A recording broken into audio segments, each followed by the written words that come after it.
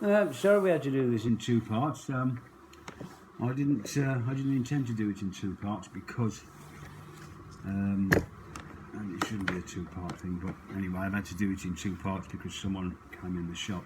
Now then, what we were going to do was we were going to plug this in to see what voltage is getting where and see what's going on. So we'll plug it in now. Right, that's plugged in now, so we've got mains voltage on there now. Right, so now what we'll do is I'm going to turn it on. Right, I think that's gone on. Now I want to see if I'm getting any voltage to the heating element on the hot water tank, this thing here. So we'll set this to AC, take it up to 200, 600 volts, the next setting. And let's have a look at this, see if we get any voltage here. We are getting full mains voltage there, so we know that's working. And it's getting hot as well. So, why we're not getting steam? So it can only be a valve or a blockage in the pipe. Could even be an airlock, I suppose. Not having worked on one of these before. So, well, I'm not having a lot of experience with these.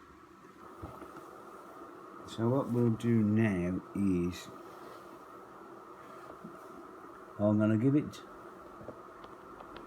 another look over. That's certainly got hot now very quickly.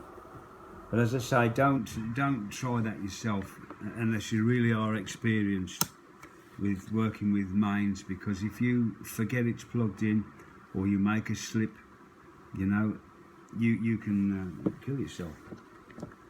Right. The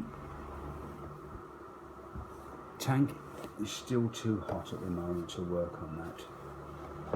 So what I'm going to do is